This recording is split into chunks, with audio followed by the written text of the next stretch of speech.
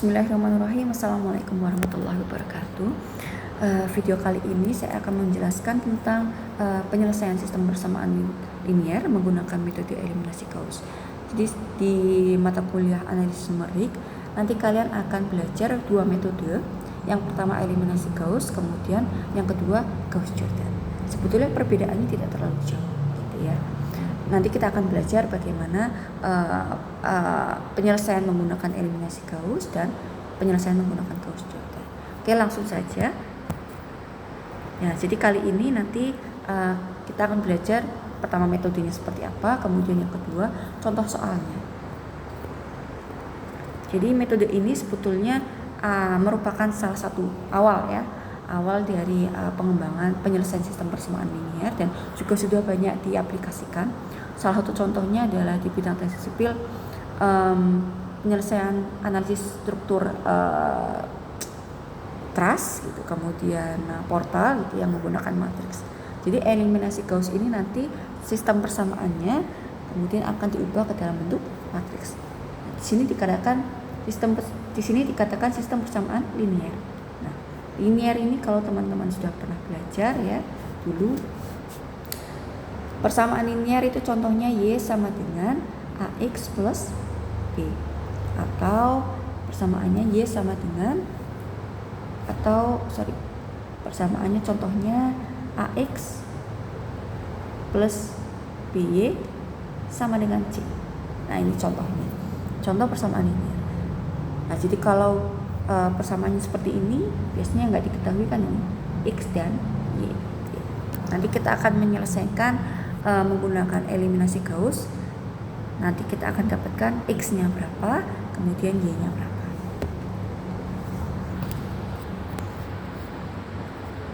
Nah, ini contoh persamaan liniernya.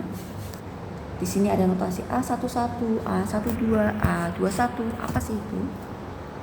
A11 itu berarti dia berada di baris 1 dan kolom 1. Jadi kalau saya katakan AXY itu berarti dia punya nilai yang berada di baris X dan kolom Y. Baris itu yang mana? Baris itu ini 1, 2, 3. Ini baris. Jadi ke sana itu baris. Kolom yang mana? Kolom itu ini 1, 2, 3. Kolom itu mendatar ke samping. Itu kolom. Nah, jadi sistem persamaan linier ini nanti akan kita ubah ke dalam bentuk matriks. Nah, ini contohnya ya. Nah, jadi nanti yang akan kita cari adalah nilai X1, X2, X3 sampai Xn. Berapa sih nilainya? Kalau misalkan teman-teman punya dua variabel yang tidak diketahui atau biasa disebut unknown variable, maka kalian perlu punya dua persamaan linier untuk mendapatkan X dan Y. Dua persamaan linier yang mengandung X dan Y. Kalau variabelnya ada 3 yang tidak diketahui, berarti kalian butuh 3 persamaan linier, gitu ya. Jadi jumlah persamaan ini nanti dipengaruhi oleh jumlah variabel unknown-nya berapa. Semakin banyak variabel yang tidak diketahui, berarti semakin banyak persamaan linier yang dibutuhkan dan semakin besar matriksnya. Kalau 3 unknown variabel, berarti matriksnya 3 kali 3, gitu ya. Kalau variabelnya cuma 2 yang nggak diketahui, berarti 2 kali 2. Kalau variabel yang nggak diketahui 6, berarti 6 kali 6 ya. Nah, ini nanti kalian akan terapkan biasanya nanti kalian temui di mata kuliah analisis struktur ya. Baik, nah setelah diubah ke dalam bentuk matriks nanti akan menjadi seperti ini. Jadi ini baris 1, kolom 1, kemudian A21 berarti baris 2, kolom 1, gitu ya. Kalau disederhanakan berarti nanti akan persamaannya menjadi seperti ini. Matriks A kali matriks X sama dengan matriks B.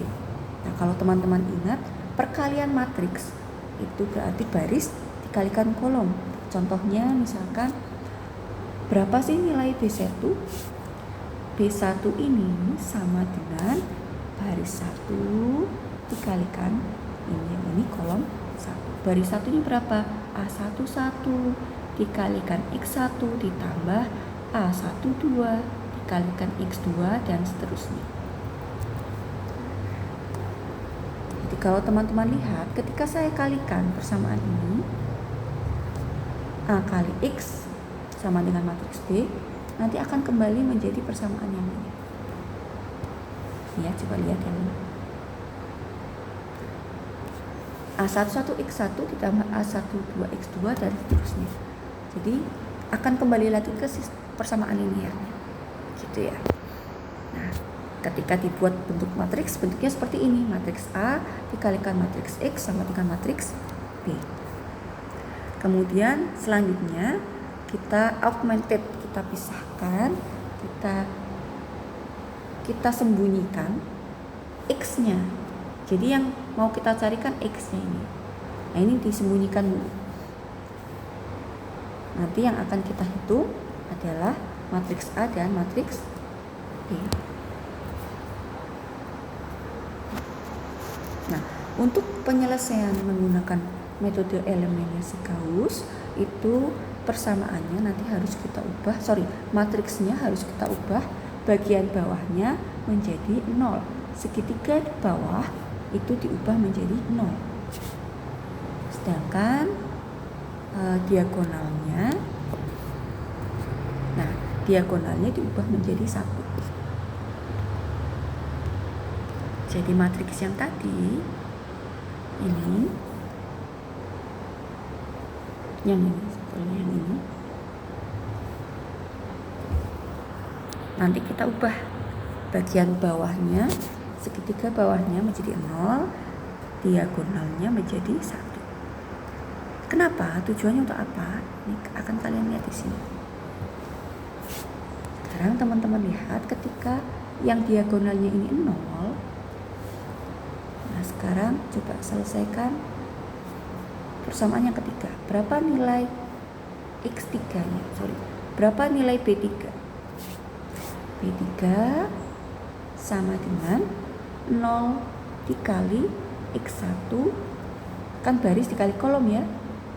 Ini baris ketiga ditambah 0 dikali X2 ditambah A33 kali X3.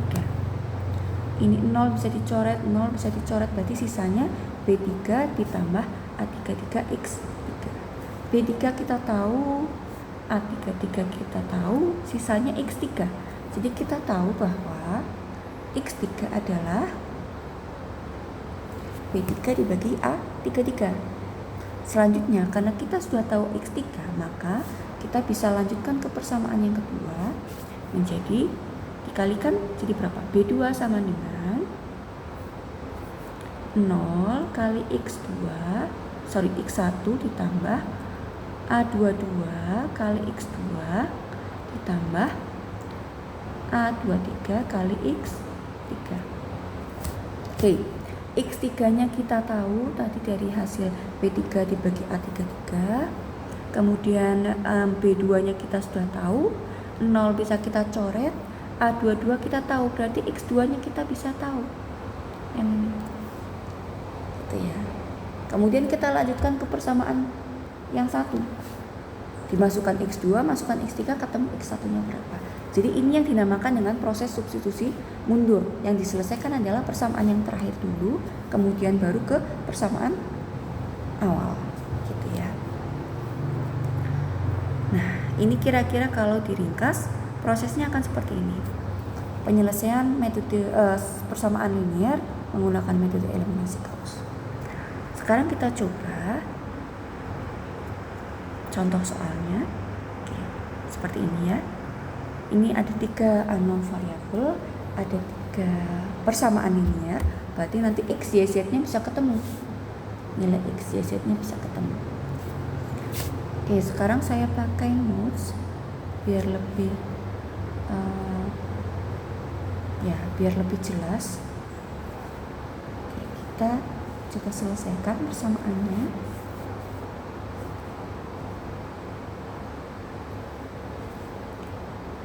Oke, kita tulis ya. Kita ubah ke dalam bentuk ini.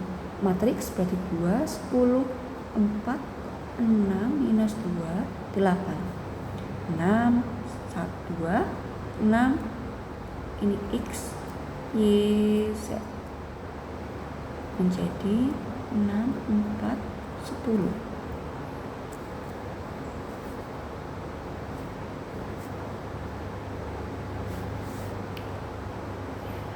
Kemudian kalau X-nya kita hilangkan, ini kita coret dulu. Tadi bisa kita tulis.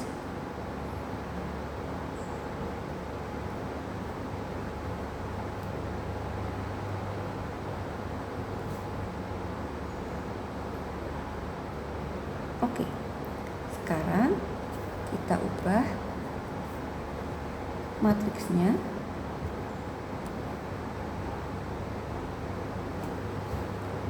Matriks ini harus kita ubah ke dalam bentuk 1, 1, 1, bawahnya 0. Yang lainnya kosong. Jadi nanti bentuknya seperti ini. Nanti yang ini kita ubah, kita cari. Nah, kira-kira bentuknya seperti ini. Berarti nilai 2 ini harus diubah jadi 1. Caranya gimana? Caranya dengan dibagi 2. Tapi nggak cuma 2 saja, nanti yang 6 juga bagi 2. Jadi satu baris ini dibagi 2 semua. Maka nanti persamaannya menjadi matriksnya menjadi seperti ini. 1, 3, 3,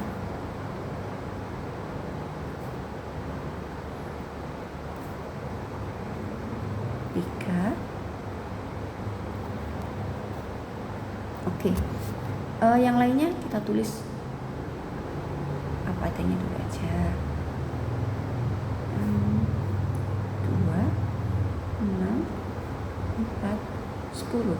Next, kita ubah yang di bawah ini menjadi 0. Yang ini jadi 0. Caranya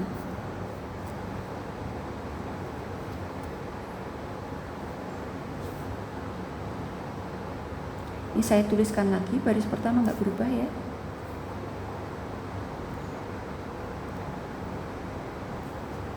Selanjutnya baris kedua. 10 ini harus jadi 0. Gimana caranya?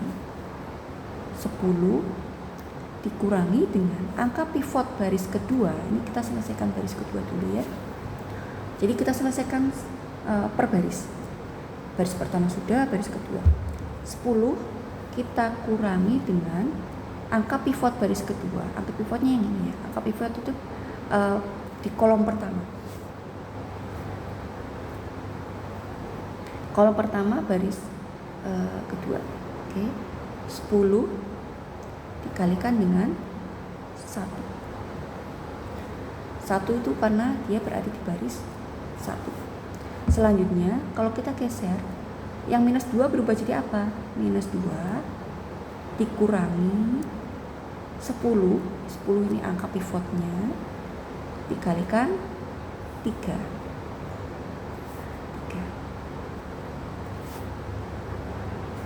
Yang saya lingkari ini angka pivotnya ya.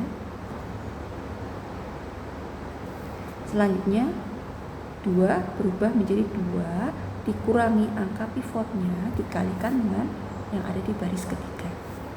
Kolom ketiga, sorry. Yang ini juga sama. 4 dikurangi angka pivotnya 10 dikalikan 3. 3 karena di kolom ketiga. Oke.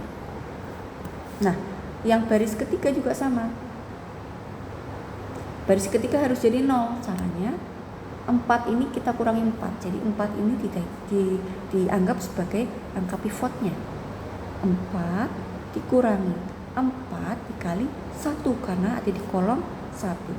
Lanjut jadi 8 dikurangi 4 dikalikan 3, 6 dikurangi 4 dikali 3, 10 dikurangi 4 dikali 3.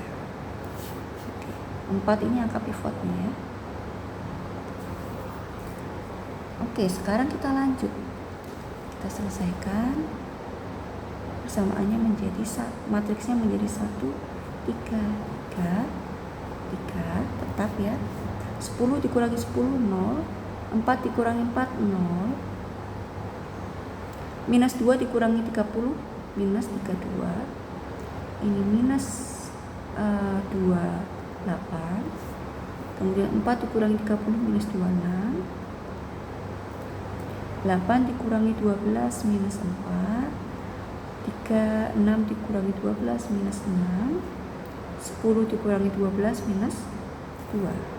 Nah, sekarang next kita harus ubah yang ini sudah 0, ini sudah 1, tinggal yang mana lagi? Yang ini jadi 1, ya kan? Kan diagonalnya harus 1. Sekarang ini kita bagi jadi dengan minus 32 biar jadi 1. Yang ini juga jadi minus 32 dibagi minus 32. Sama seperti tahap pertama tadi ya. Ketika mengubah baris pertama, kolom pertama menjadi 1. Oke, kita selesaikan. Baris pertama ditulis seperti biasa.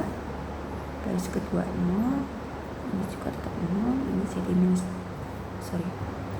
jadi 1, ini tetap minus 4, ini jadi 28 per 32, ini minus 6, 3, 26 per 32 sama minus 2.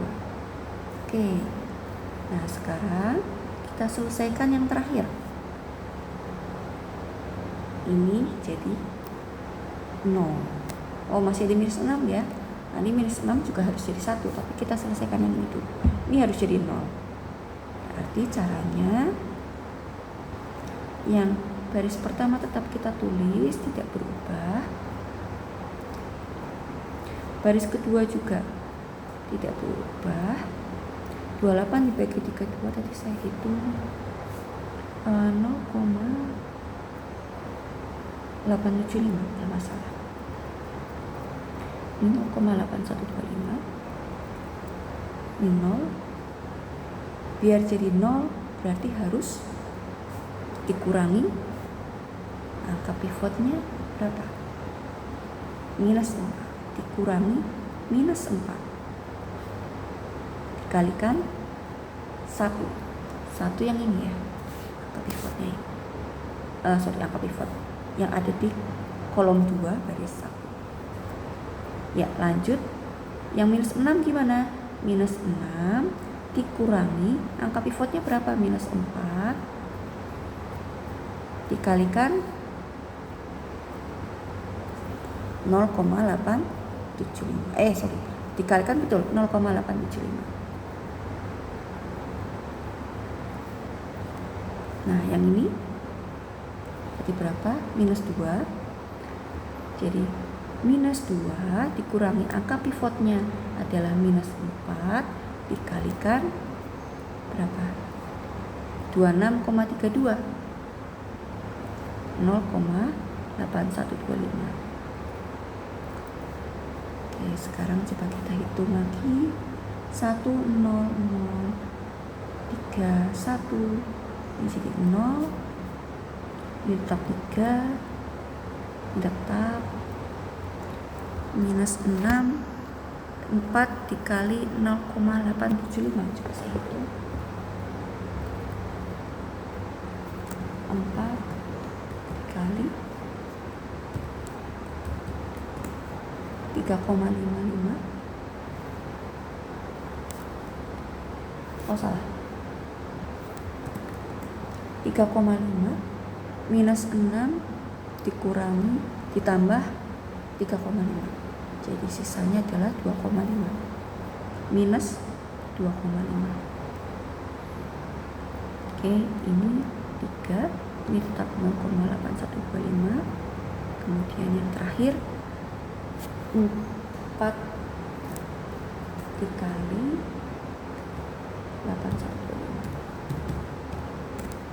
3,25 minus 2 ditambah 3,25 mas 1,25.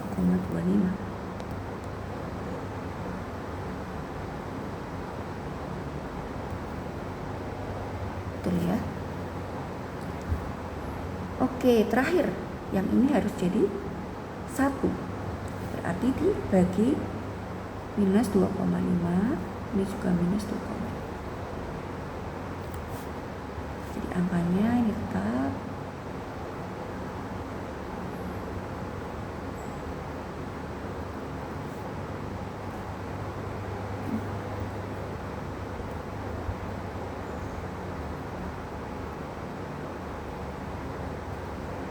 ini minus setengah ya, 0,5. Nah, sekarang kita kembalikan matriksnya.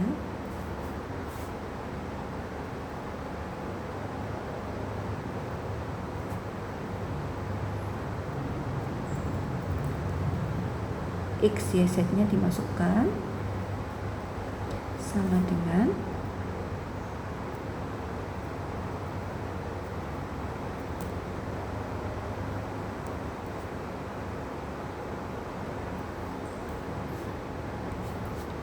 jadi kita mulai dari baris yang terakhir. Ini 0 berarti X-nya 0, 0 kali X tambah 0 kali Y tambah 1 kali Z sama dengan minus 0,5. Berarti Z-nya sama dengan minus 0,5. Selanjutnya X-nya nggak ada, kita kembali ke atas ya. Y ditambah 0,75Z sama dengan 0,8125. Z-nya tahu, Y-nya tahu. Jadi nanti ketemu Y-nya berapa, Z-nya, X-nya berapa. Nah, sekarang coba kita cek ya dengan yang ada di PPT.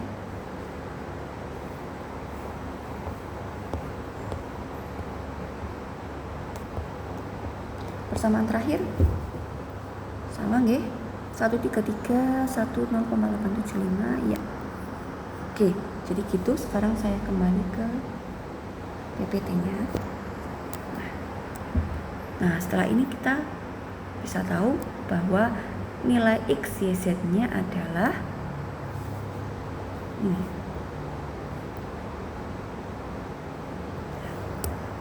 Gitu ya. Jadi ini nilai X, Y, Z-nya.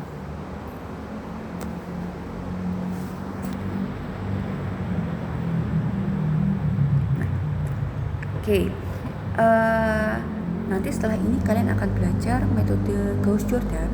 Bedanya, kalau metode Gauss-Jordan, kalau tadi yang ini, ini diubah diagonalnya menjadi 1 dan segitiga bawahnya menjadi 0. Kalau Gauss-Jordan harus diubah menjadi segitiga atasnya, segitiga bawahnya 0, segitiga atasnya juga 0. Nah, ini yang membedakan. Nanti ketemu berapa X, Y, Z-nya, tapi diubah menjadi seperti ini. Kenapa harus dibuat menjadi angka seperti ini? Jadi alasannya, oke. Sekarang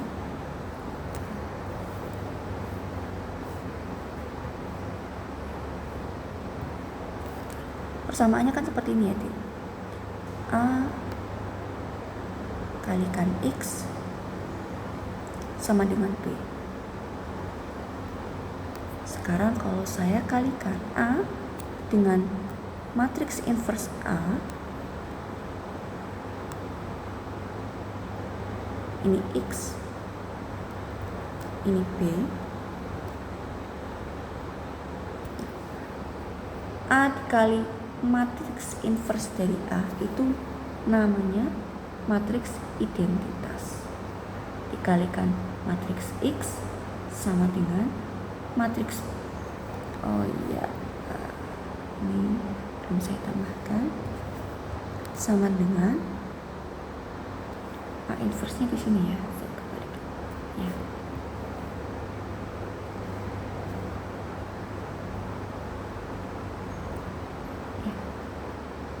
Matriks A inverse dikalikan matriks A sama dengan X. Karena sebelah kirinya dikalikan matriks inverse, maka yang sisi kanan juga sama.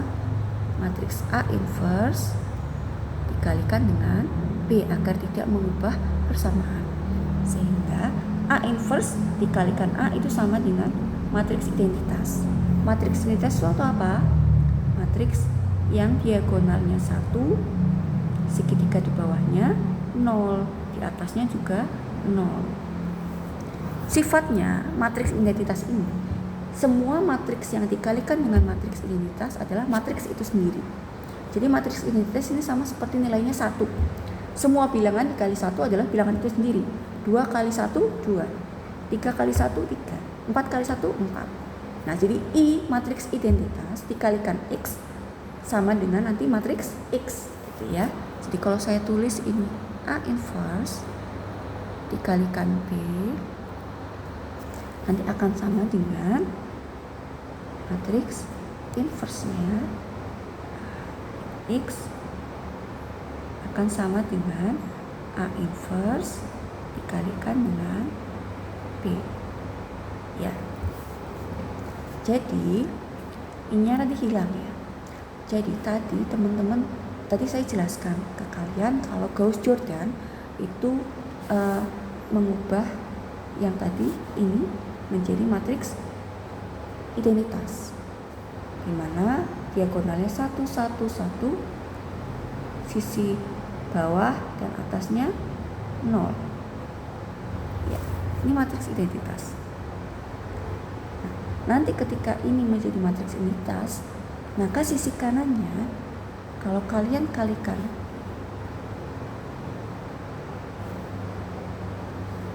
dengan kalian lakukan perhitungan menggunakan Gauss-Jordan, maka kalian akan mendapatkan matriks inverse-nya. Nanti di video selanjutnya akan dijelaskan matriks inverse seperti apa, gitu ya.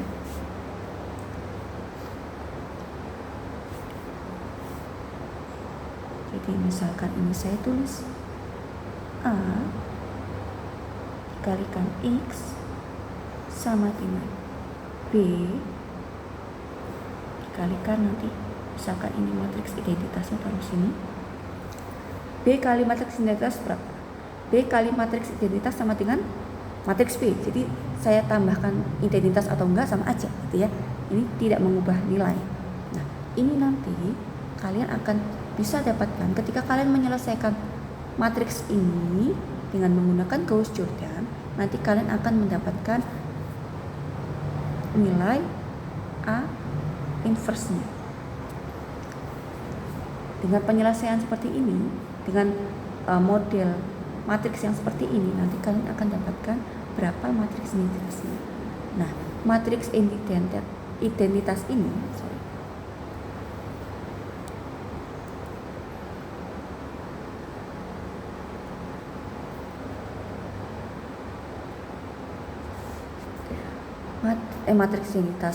matriks inverse ini nanti bisa teman-teman pakai kalau misalkan nilai B-nya berubah. Maksudnya gini, misalkan ini ya, pertama persamaannya adalah 6, 4, 10. Kemudian kalau diganti dengan nilai yang berbeda, misalkan nilainya ini jadi 3, kemudian ini jadi 2, kemudian ini menjadi 1. Nilai X, Y, Z-nya kalian tidak perlu harus menjabarkan menggunakan Gauss-Jordan lagi. Cukup kalian kalikan matriks inverse yang tadi di awal sudah kalian dapatkan, dikalikan dengan nilai B-nya, nanti langsung ketemu berapa X gitu ya. Jadi keuntungan atau keunggulan dari Gauss Jordan adalah nanti kalian akan bisa mendapatkan nilai X kalau misalkan matriks B-nya berubah. Jadi misalkan ini matriks B-nya nanti berubah misalkan. Kalian nggak perlu harus mengulang lagi dari awal, cukup matriks inverse yang tadi sudah kalian dapatkan dikalikan dengan matriks B-nya, nanti ketemu. Oh, nilai X-nya berapa, Y-nya berapa, Z-nya berapa. Gitu. Nah, nanti silakan kalian pelajari lagi untuk yang Gauss Jordan. Jangan lupa nanti ada tugas setelah ini mengerjakan contoh soal dengan menggunakan metode eliminasi Gauss dan metode Gauss Jordan. Mungkin sampai sini saja penjelasan dari saya. Nanti kalau misalkan ada pertanyaan, silahkan nanti bisa hubungi saya langsung. Baik, terima kasih. Alhamdulillahirabbil alamin. Wassalamualaikum warahmatullahi wabarakatuh.